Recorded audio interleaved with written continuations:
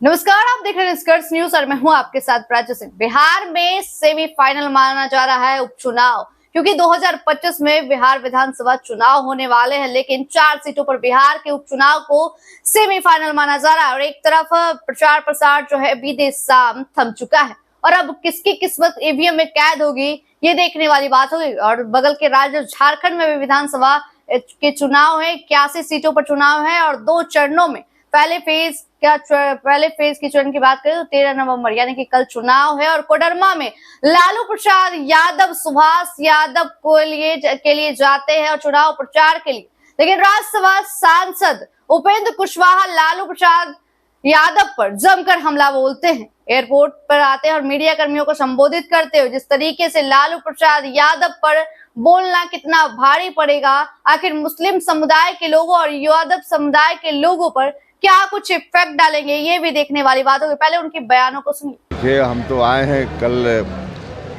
रामगढ़ से और बाकी जगह भी हम गए ही हैं। सभी जगह बल्ले बल्ले है एकदम एनडीए के पक्ष में। चारों सीट एनडीए भारी मतों के अंतर से जीतेगा, बिल्कुल उसमें कहीं कोई शंका है ही नहीं।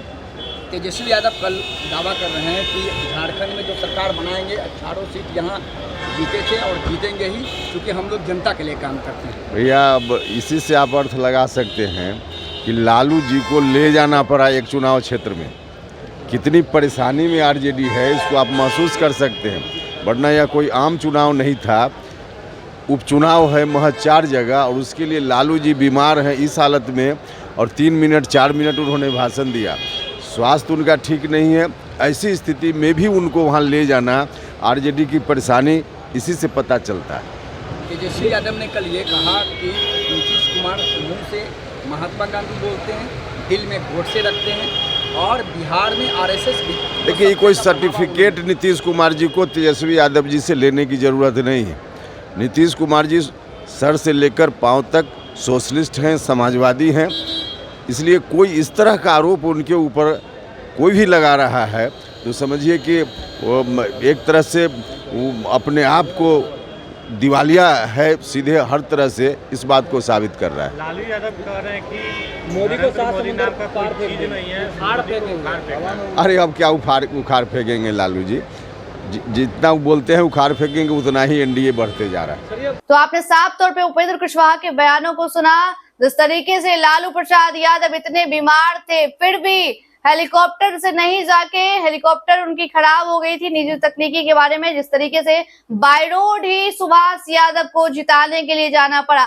आखिर ऐसा क्या था जो उन्हें जितवाने के लिए उस क्षेत्र में जाना पड़ा? लालू प्रसाद यादव लगातार जो है बिहार में भी लोकसभा के चुनाव थे, उन्हें स्टार प्रचारक बनाया गया था, लेकिन लालू प्रसाद यादव सिर्फ अपनी बेटी के लिए चुनाव जितवाने के लिए उस क्षेत्र में गए थे।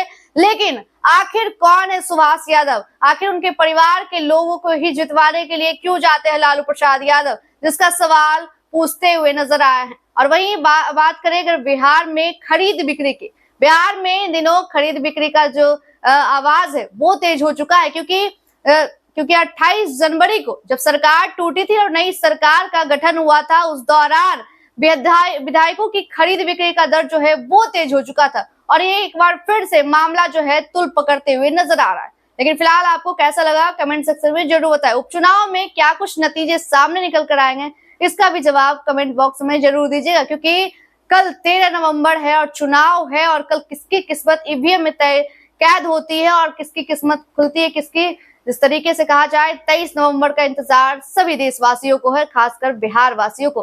फिलहाल के लिए देखते रहे निष्कर्ष न्यूज। मैं प्राची पटना, धन्यवाद।